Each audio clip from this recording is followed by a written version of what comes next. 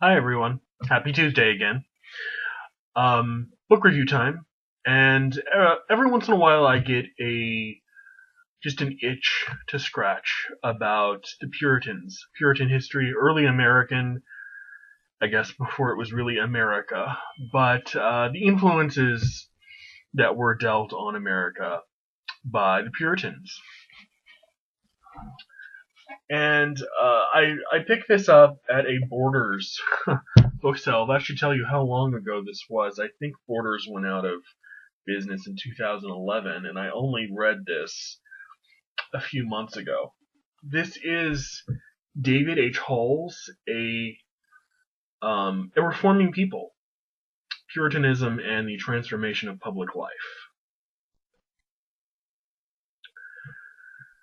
Sometimes you read some more popular interpretations of Puritan influence on American history.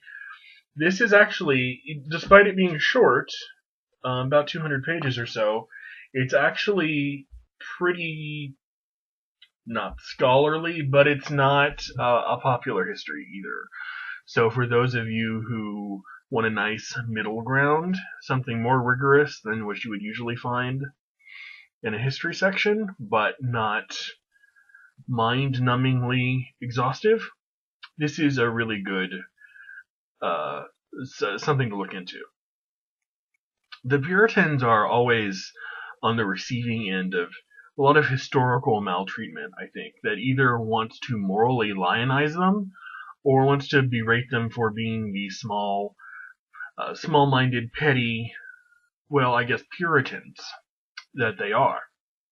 Whether it's through his work on the antinomian crisis, the intersections of witchcraft and popular religion, or as in this book, a gradual but perceptible change in the nature of church and state relations, the work of David D. Hall has always served as a really solid intellectual reminder that history is very often more complex than merely what these potted versions handed down by the likes of 19th century historian George Bancroft and Nathaniel Hawthorne, respectively, have to offer their readers.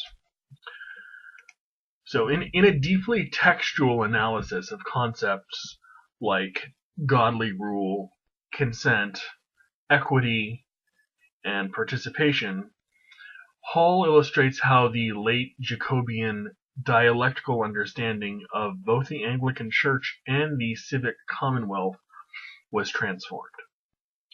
Instead of using democracy, liberty, and republicanism, which are distinctly bits of argot taken explicitly from the tradition of Enlightenment political philosophy, which largely had not occurred yet, Hall shows how the rightful powers of anyone were expanded through property exchange, the circulation of petitions, and the use of protest within Puritan communities. Understanding and fully appreciating Hall's argument means having to come to terms with the differing ways in which words have been used over the centuries. His discussion, for example, of equity is particularly illustrative of this.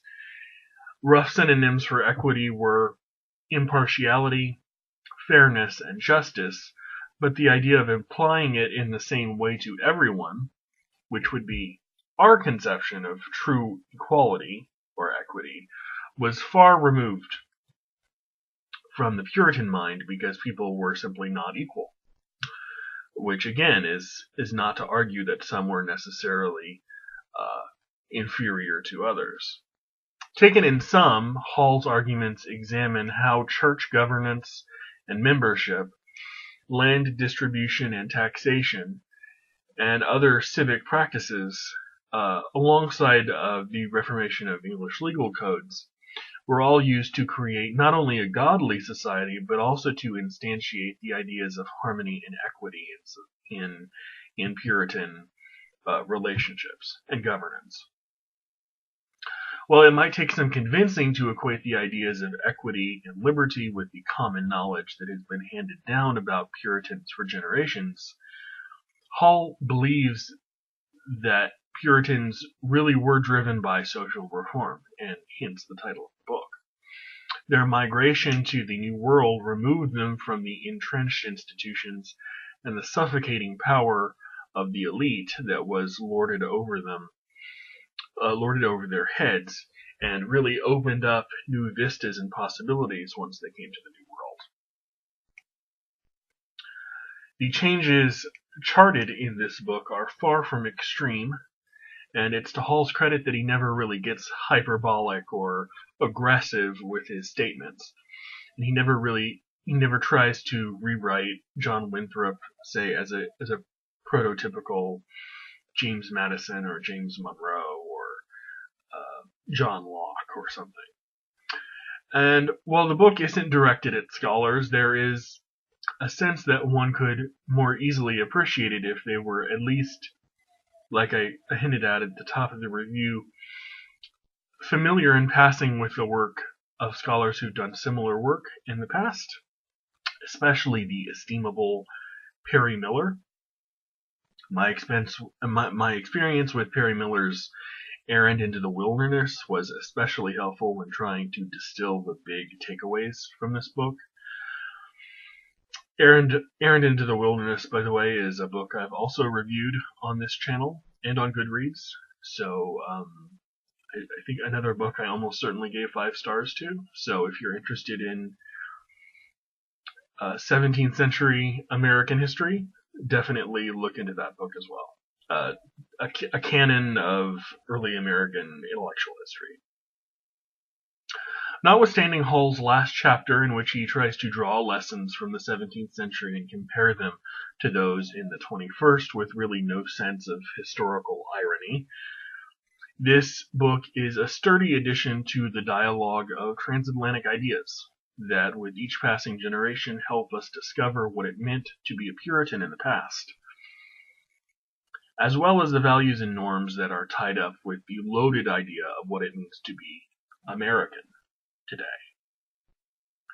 So, if early American intellectual history floats your boat, and it does mine sometimes, A Reforming People, Puritanism and the Transformation of Public Life in New England by David D. Hall. I will see you next week. Bye.